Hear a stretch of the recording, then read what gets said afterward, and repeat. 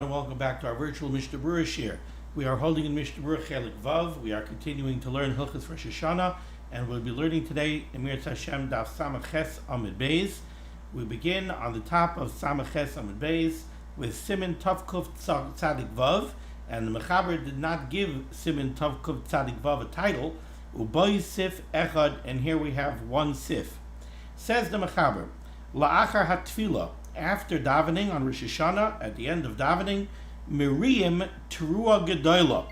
We blow what the Mechaber refers to as a teruah gedolah, something most people I think have never heard of. We've all heard of a tekiah gedolah, but a teruah gedolah, now that's a new one. So the Mechaber says we blow a teruah gedolah. Says the Mishnah Berurah Katan Aleph, Miriam teruah gedolah. Why do we do this? Says the Chavetz Chaim, Kedei la'arbev hasatan. This is only in order to confuse the satan.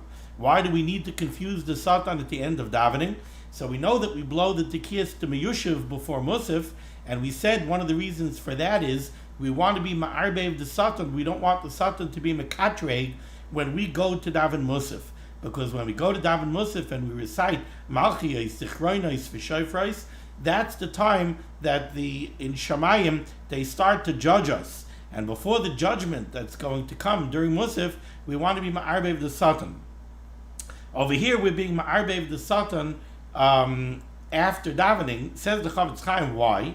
Shelo yikatreg aleim achar hatfilah, so that the Satan should not prosecute us. He should not come with his prosecutional arguments after davening. Sheholchim, when the people go, va'oichlim, and they go eat by their suda, v'shoisim, and they drink, u'samechim, and they rejoice, loimar, as if to say, she'enam yureim me'em asadin. The Satan could look, and the Satan could say, take a look. They spent hours in shul this morning, and now they're sitting in their dining room tables, and they're laughing, and they're joking around, and they're eating a joyous meal. So it looks like they have no emas adin. They don't take the din seriously. Aval, the Chavetz Chaim says, Einat anu nayagin kain. We don't have this minig to blow this teruah gedolah. Rak besim tekiah achroina shel hashlamas mea kolos. We do blow a special koil at the last, after the last tekiah, at the end of the 100 kolos, at the end of davening, we blow a tekiah gedolah. K'boisha nevar lekamei, like we're going to explain shortly. Hamakra omer tekiah gedolah. At that point, the makri calls out tekiah gedolah. V'atekiah marich ba yosem rishar tekiyos, and the Baal tekiah blows the tekiah longer than the other tekiyas. So the Chavetz Chaim tells us the rationale of the Mechaber why we would blow a teruah gedolah, and he says that our minig is not to blow a teruah gedolah, but our minig is to blow a tekiah gedolah. It sounds like that we blow the tekiah gedolah for the same reason, perhaps, as the Mechaber's teruah gedolah. Maybe it is la'arbev hasatan. Now, if you take a look at the Sharitziyanos Katan Aleph, the Chavetz Chaim says, "Aval kol ze einon ma'akvos." Certainly, this teruah gedolah or this tekiah gedolah, it's not me'ikar adin. It's not something that's required, and it's not ma'akiv. Shem lo yasikein. If you don't do this, if you don't blow this long coil, ein ikuv badavar, it doesn't hold us back from being yotze the mitzvah. Shaharei kvar yotzu yidei chayvasan. Certainly, we were already yotze archiv of shofar even without this coil. Okay, now let's go to the words of the Ramah. Says the Ramah Hagah, v'yesh mekaimos, there are places, noihagin, where they have the minig, lachsar v'liskaya shloishim koilos, that at the end of davening they blow another 30 koilos. Now, let's remember that according to the Ramah told us earlier in Siman Tav Kuf Tzadik Beis, that his minig, the minig in his region, was that by the tekiyas dem'umid, the tekiyas that we blow al haseder, in middle of Musaf, by malchiyos, zichronos, and shofros, the Ramah said the minig in his region was to blow one tashrat after malchiyos, one tashrat after zichronos, and one tashrat after shofros. So according to the Ramah, you blew 30 kolos by the tekiyas dem'umid, by the tekiyas dem'yushiv, before Musaf. Then you blew 30 kolos. Then the tekiyas umid in middle of Musaf al Haseder, you only blew 12 kailos. And now the Ramah says, V'yesh b'kaimos, there are regions, Naihagin, where they have the minig, lachzar v'liskaya, shloishim kailos, to blow another 30 kailos at the end of davening. So it would seem that following the minig of the Ramah, you blow 30 by the tekiyas demiyushiv, you blow 12 by the tekiyas umid, which brings you to 42, and then you blow another 30 after davening, which brings you to 72 kailos in total.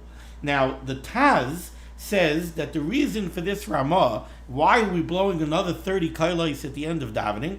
The Taz says that it was because of a fear that maybe somebody didn't listen well by the tekiyas demiyushiv before Musaf, and then by the tekiyas umid, all you have is 12 kailos.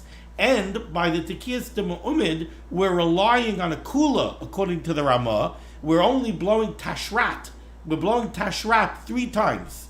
How are you yotza all of your kailos with tashrat 3 times? Because maybe the teruah is a shvarim, maybe the teruah is a teruah, maybe the teruah is a shvarim teruah. By blowing tekiah, shvarim, teruah, tekiah, we have all of the necessary ingredients in order to be yotza what we need. But there's a kula involved there, because you're blowing a shvarim teruah. Let's say the real teruah is the shvarim. So you're being mafsik between the teruah and the last tekiah with a foreign koil, with the teruah of the shvarim teruah. So we're relying on a kula, according to the Ramah, by the tekiyas umid. So you have a full 30 kailos by the tekiyas miyushiv. You have a 12 kailos by the tekiyas umid that rely on a kula. So now at the end of davening, we blow another full 30 kailos just to make sure that everybody should be yotza the mitzvah daraisa of shofar. That's how the Taz explains this Ramah. The Berurah explains this Ramah a little bit differently. Again, he says that according to the Ramah, you blew a full 30 kailos by the tekiyas demiyushiv, but by the tekiyas umid, you only blew 12 kailos. So really, to complete the set of 30 kailos that you really should have blown by the tekiyas umid, what do you need to blow? You need to blow... wait, did I get that right? Could be I made a mistake here. Tavkov Tzadik Beis Sif Aleph. Whoops.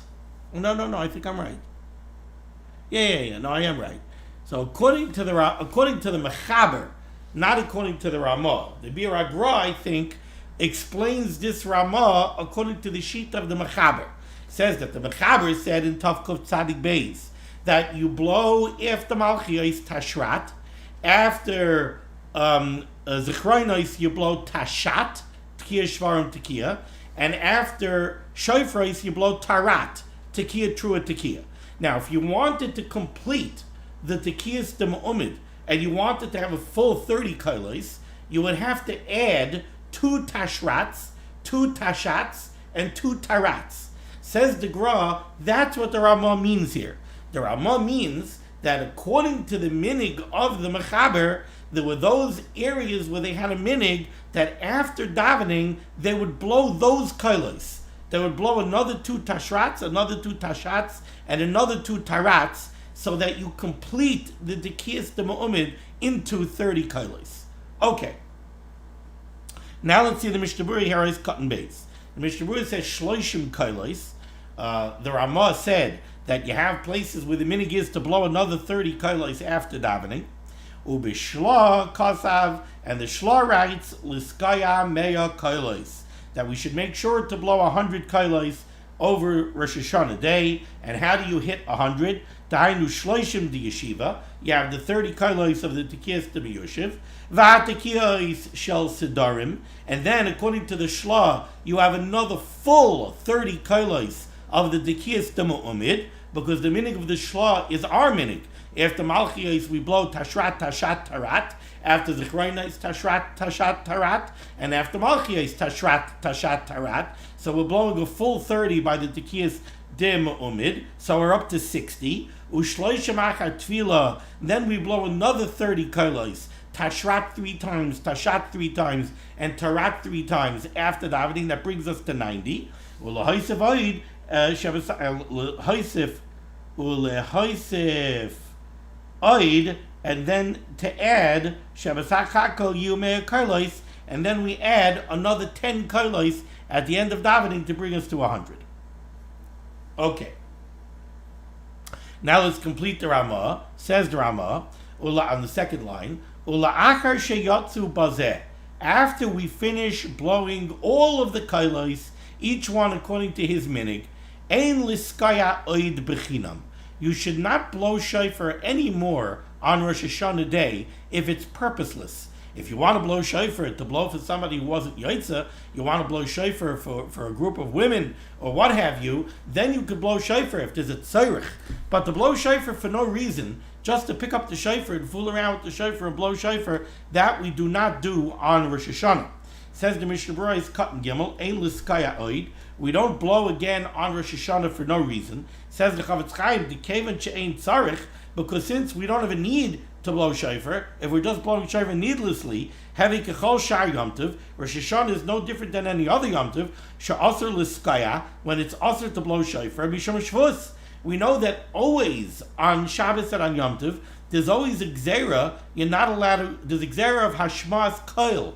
You're not allowed to use any kind of musical instrument, things that make noise, because of a gzera shemi yisaken klei shir. Maybe you'll come to go repair a musical instrument, and that would be an isser of tikkun moneh. So you're not allowed to do that. There's always a takana of shemi yisaken klei shir. So on Rosh Hashanah, there's also an isser of hashmas koil because of shemi yisaken klei shir. You're allowed to blow shofar for the tzarich of the mitzvah, but shaloi l'tzarich, you're not allowed to blow shofar. Vayim b'taz, the Chavetz Chaim says, take a look at the Taz, shedaitoi, his opinion is, the Yom Tov shel Rosh Hashanah einoi doimel l'shar Yom Tov bazeh, that indeed, Rosh Hashanah is different than any other Yom Tov in the context of this halacha. The Taz rules that there is no isser to blow shofar bechinam on Rosh Hashanah, because you cannot aser shofar blowing on Rosh Hashanah because of the takana of Shemi Yisakin Klei Shir, because it's a mitzvah. There's a mitzvah involved in shofar blowing, and therefore it's not aser on Rosh Hashanah. And the Taz brings a few very interesting rayas to this halacha, and I'll give you one right away. How did we start the shir today? We started the shir today with Sif Aleph, where the Mechaber said, La'akarat tefillah, Miriam teruah gedolah b'loi tekiah. At the end of all of the shofar blowing, you blow an extra teruah. You blow a teruah gedolah. You know, when we blow the tekiah gedolah, we're not blowing an extra koil. We're just turning a regular tekiah into a tekiah gedolah. But according to the Mechaber, we're mamish blowing an extra koil. We're blowing an extra koil at the end of the whole davening. We're blowing a teruah gedolah. And if you look in the Berurah, the Berurah Eis Aleph says that this is brought down from the Torah in the name of Rabbi Amram. So Rabbi Amram is telling you, blow an extra koil. And the Chavetz Chaim told us here in the Mishnah Berurah, and he brought this down, that why do we blow this extra koil? Gedolah arbe vasatan. So the Taz looks and the Taz says, so wait a second, you're telling me that you're allowed to blow an extra koil la'arbe vasatan? If there's an isser of Shemi Yisakin Klei Shir, if really extraneous shofar blowing is usher because of Shemi Yisakin Klei Shir, how could we blow an extra teruah gedolah arbe vasatan? How does the Satan give us an excuse to be over on an isser d'Rabbanan? So the Taz says, obviously, and he brings other rayos as well, he says, obviously the gzera of Shemi Yisakin Klei Shir does not apply to a shofar on Rosh Hashanah. It would apply to a shofar on Shavuos, but it does not apply to a shofar on Rosh Hashanah. I remember one of the Mefarshim, I don't remember right now off the top of my head which one. Oh, it's the Moru Ketzia. The Moru Ketzia wants to say a very interesting chiddush. The Moru Ketzia wants to say that blowing extra shofar blowing on Rosh Hashanah is not a tekiah bechinam. That's not called useless. That's not called purposeless. He compares it to lulav and esrig. He brings rayas that lulav and esrig on Sukkot, there's actually a little bit of a mitzvah to walk around with a lulav and esrig on Sukkot. You thought that the only mitzvah of lulav and esrig is to make a bracha by davening and to do a simple netila. Al netilas lulav, shake your lulav and esrig, and you yotze the mitzvah. The Moru Ketzia says no. The Moru Ketzia says if you would walk around with a lulav and esrig all day on Sukkot, you're being yotze mitzvah of netilas lulav. So he says similarly on Rosh Hashanah, tekiyas shofar is a mitzvah. So we have a minute to blow 100 kailos. You want to blow 200 kailos? There's a little bit of a mitzvah. I think he calls it a derurah de mitzvah. There's a little bit of a mitzvah involved in any shofar blowing that you do on Rosh Hashanah. And therefore the Taz says there is no isser of Shem Yisaki Kleshir when it comes to a shofar on Rosh Hashanah. A very fascinating Taz with a very fascinating Mar Uketzia. However, let's go further in the Mishnah Berurah. The Mishnah Berurah says that's the Taz. Aval, however, Roiv ha'achreinim hiskimu, he says most of the achreinim agree, le'esar, to prohibit extraneous shofar blowing, kedivrei Ramah, like the Ramah says over here. Ule'inyan tiltal. Now, how about the shofar? Is the shofar muktzah?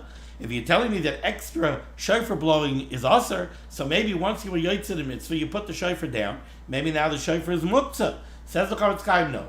Ulinyan tiltal lekulei al mashari kol hayoim. There is no isser of muktzah on the shofar. The shofar is mutter betiltal the entire day. How could you say it's muktzah? Something is muktzah when it's einoy min hamuchan. If it's not prepared for Shabbos use, if it's not prepared for Yom Tov use, then it's muktzah. But a shofar is inherently muchan. It is prepared for Yom Tov use. Maybe somebody will come knock on the door right now and say that he needs to hear shofar. So then the shofar there's a very important use, a mutter dika use for the shofar. So the shofar is muchan and it is not muktzah and there's no isser of tiltal. Ois cotton dalid, the Ramah said that you should not blow bechinam. You should not blow purposelessly with no reason. V'gam, and furthermore says the Chavetz Chaim, also lahoitzi hashofar kishe'ein tzarich l'skaya. You're not allowed to transport the shofar outside without an eruv. You can't carry it Dalan Amos in Rishus HaRabim. You can't transfer it from Rishus HaYachid to Rishus HaRabim or Rishus HaRabim to Rishus HaYachid if there's no need. If you have to take it somewhere to blow, then you're allowed to. But if you don't have a need, you're not allowed to do a haitzah with the shofar. To have a haitzah shaloi l'tzarich.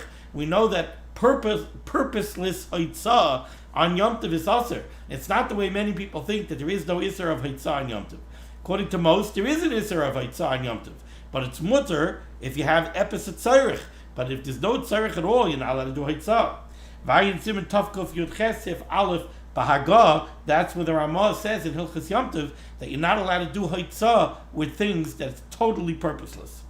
Va'afilu misha yiska b'yom sheni. This is an interesting halacha. Va'afilu misha yiska b'yom sheni. Let's say there's one Baal Tekeh for the first day Rosh Hashanah, and there's a separate Baal Tekeh for the second day Rosh Hashanah. So the Baal Tekeh for the second day Yom Tov, on the first day Yom Tov, he has on his mind, I have to blow shofar tomorrow. So he wants to practice. He wants to practice shofar blowing on the first day for the second day. Says the Chavetz Chaim, also l'skaya barisha l'hislami. He's not allowed to blow shofar on the first day Yom Tov to practice for the second day Yom Tov. Why is that? So if you take a look at the Dirshu Mishnah Berurah in footnote number 5, it says over here, with Tamadavar, the reason for this halacha is, Kasav HaMagen Avram, the Magen Avram writes, Shehu Machmas Isser Hachana. This has nothing to do with malacha of Isser. It has nothing to do with muktzah. It's a problem of hachana, of preparing. Shehayos v'hayoyim b'kiyim b'kviyas hachadashim. Since nowadays we have a calendar, and we know which one is the real Rosh Hashanah. The 2 days of Rosh Hashanah, originally the 2 days of Rosh Hashanah, is based on Sveika D'Yoma.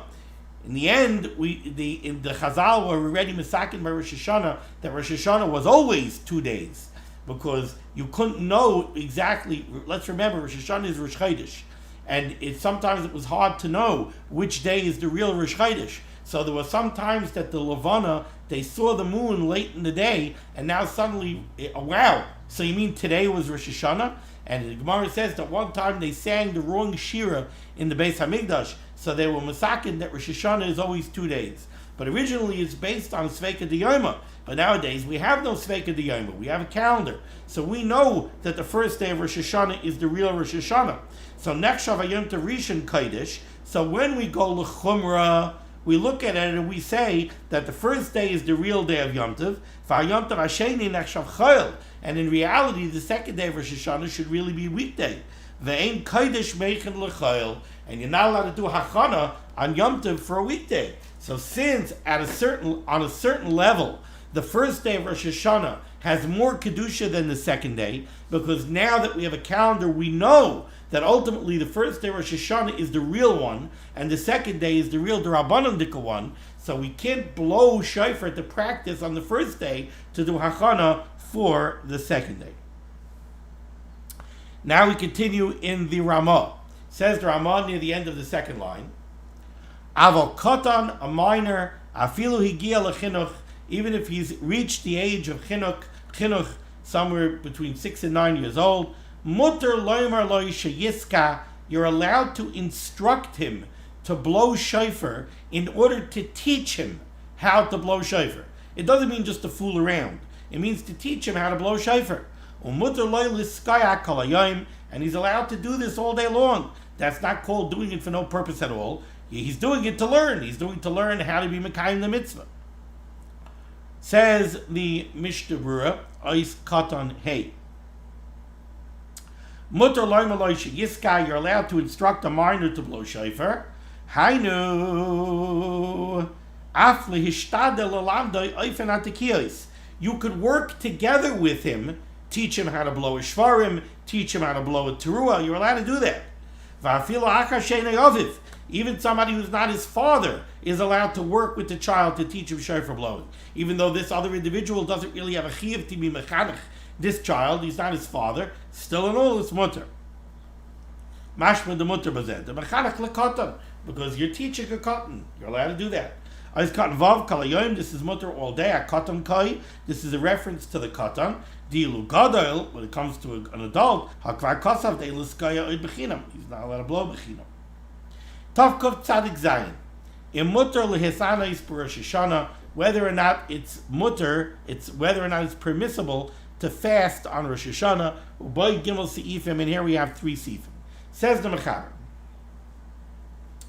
Oichlim, we eat, v'shaisim, and we drink, usmeichim, and we rejoice on Rosh Hashanah. Ve'ein misanin b'Rosh Hashanah, and we do not fast on Rosh Hashanah. V'loi b'Shabbos Shuvah, nor do we fast on Shabbos Shuvah, the Shabbos between Rosh Hashanah and Yom Kippur. Omnam, however, lo yochlu kol savam, you should not sit down to a Rosh Hashanah Suda and mamish fill yourself up. Laman lo yekelu rosham, so that you should not become lightheaded. Lightheaded, I don't mean dizzy. I mean you should become silly and overly happy. V'tiyeh yiras Hashem al paneim, and especially on Rosh Hashanah, you should make sure that you have yiras Hashem.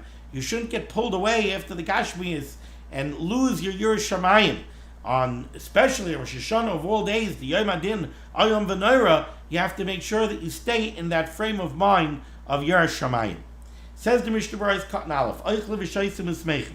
Ritzainer loymar. The reason the Mechaber is telling this to you, what the Mechaber wants to say here, why is the Mechaber telling you, no, we don't fast, rather we eat and drink and rejoice? He doesn't tell you that on Pesach, he doesn't tell you that on Sukkot.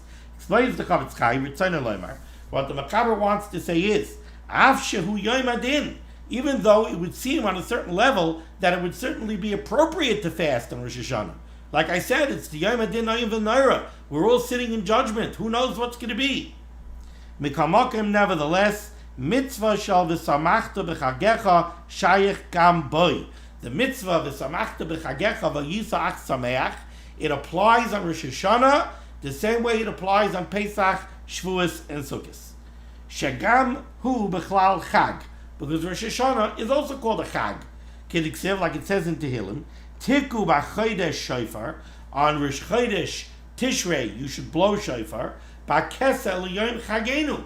So you see that Rosh Hashanah is called Yom Chagenu.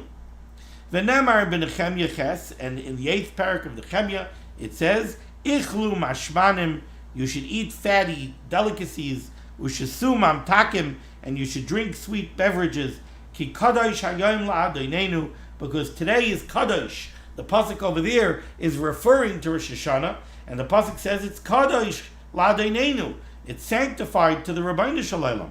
Va'al teyatzevu, and you should not be aggravated and upset. Ki chedvas Hashem hi ma'uzchem, because rejoicing with the Rabbeinu Shalom hi ma'uzchem, that will be your strength. And indeed, there's a medrash that says that by us eating and drinking and rejoicing on Rosh Hashanah, what we're doing is we're displaying a tremendous betachon in the Rabbeinu Shalom, that we trust that Rabbeinu Shalom will hear and listen to our tefillas, and he will give us slicha, mechila, and kapara, and a good gzera. Ice cotton bays, the ein misanin b'Rosh Hashanah, and we do not fast on Rosh Hashanah, says the Chavetz Chaim, im loy b'tainis chaloim, unless you have a need for a tainis chaloim on Rosh Hashanah. Shegam b'sha'ari yom tov misanin al zeh. On other yom tovim, you're also allowed to fast for a tainis chaloim. Kosav HaTorah Kedim, the HaTorah Kedim writes, the l'kuli alma mutar lehisanis b'Rosh Hashanah u'lehispal ad chatzos. One thing is for sure, while we do not fast on Rosh Hashanah, but you could extend the davening, even though you're going to be busy davening and you're going to fast until chatzos. On Shabbos, we don't do that. On Shabbos, we say you must make Kiddush before chatzos. On Rosh Hashanah, you could go all the way till chatzos. Afagav de b'Shabbos is she'ar yom tov aser. V'chein issa le'el b'siv tavkov peidal sef aleph b'haga. Siv beis. Even though the Mechaber just said that we don't fast on Rosh Hashanah, says the Mechaber now, yesh b'kaimais, there are those places shekabala b'yodam, where they have a Messiah, shekol mi sheragil hisanis b'Rosh Hashanah, that anybody who has the minhag to fast on Rosh Hashanah, umishane regilasai ve'enoi misane, and now he changes from his minhag and he does not fast, einoi mashlim shenasai, he will not complete that year. He will not live out the year. Wow, that's tough words from the Mechaber. Says the Mishnah Gimel Yesh B'Kaimais, Hamisad Never Rosh Hashanah. If somebody does fast on Rosh Hashanah, Roi, it would be proper Shel Yilmoid Kol Hayoim, that he should learn Torah the entire day. Ayasik B'Techinois Ubakashais, or if he can't learn all day, he should say Tehillim, he should say other tefillas, he should sing piyutim. Why? Kedei sheyeh kulay l'Hashem, so that Rosh Hashanah should be kulay l'Hashem. We know that we do have a machlokes. I believe it's a machlokes in the Gemara, machlokes Amoraim. We know that on Yom Tov we do chatzi l'Hashem v'chatzi lachem. Half the day should be spent on your, so to speak, physical enjoyment of the Yom Tov, Suda, etc. And half is supposed to be spent on the Rabbeinu Shalom. Half is supposed to be total ruchnis, learning Torah, davening. On Rosh Hashanah, there's a question: should it be Chatzi Lachem and Chatzi Lashem, or should it be Kula Lashem? We paskin Chatzi Lashem, Chatzi Lachem, and Chatzi Lashem. But if you're gonna fast, so then you should make sure it's Kula Lashem. If you're gonna fast, so you're not gonna do Chatzi Lachem, then you should make sure that it should be Kulay Lashem. So you should spend the day with Torah and Tefillah.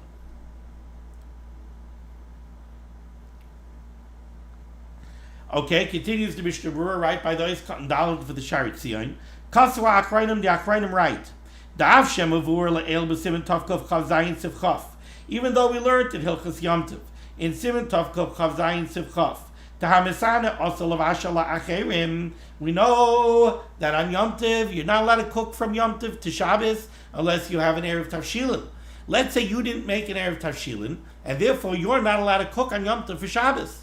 Now somebody wants to hire you that you should cook for them. You're not going to cook for yourself. You want to cook for them. You're not allowed to cook for them. The same way it's also for you to cook for yourself because you don't have an Erev Tavshilin, you're also not allowed to cook for somebody else. So that's the halacha that we have in Tavkov Chav Zayin.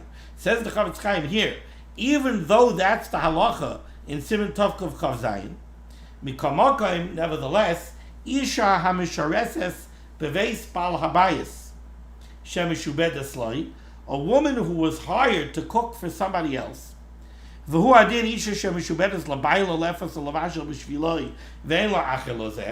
a wife who is meshubed, right? She has to cook for her husband and her family. This woman is allowed to cook even though she is fasting on Rosh Hashanah. So in other words, what the Chavetz Chaim is telling you is, you might have thought that if somebody is fasting on Rosh Hashanah, so then he's not allowed to cook for himself on Rosh Hashanah because he's fasting. So maybe now he's not allowed to cook for somebody else. Chavetz Chaim says no. If they have a shibud to cook, if they're required to cook for somebody else, then they are allowed to. Ois Katan Dal, the Mechaber brought down that some places have the Masara, Shekol Misha Rogel Hisanos. Anybody who is rogel, habitually fasts on Rosh Hashanah, and now they change the minhag and they don't fast, the Mechaber said, Eina Mashlim Shnasai. What does it mean, rogel? Shekol Misha Rogel Lihisanos for Rosh Hashanah. Somebody who's rogel, somebody who has the habit to fast on Rosh Hashanah. What does that mean? Says the Chavetz Chaim, Ois Katan Dal, Hainu Shalish Pa'amim, it means he did so already 3 times. And now he changes his minhag and he eats on Rosh Hashanah. This is a reference to eating during the day on Rosh Hashanah. By the night of Rosh Hashanah, everybody agrees you're not allowed to fast on the night, just as is true by any other Yom Tov. All right, we're going to stop over here. We'll continue with the words of the Ramah in Mirz Hashem tomorrow. The schus of limud HaTorah should be made against Klal Yisrael. The Rosh should send Yeshua's refuah parnasa to all those in need, and we should be zeicher to see the Bias Kol Tzedek b'mehera v'yameinu. Amen. Be well.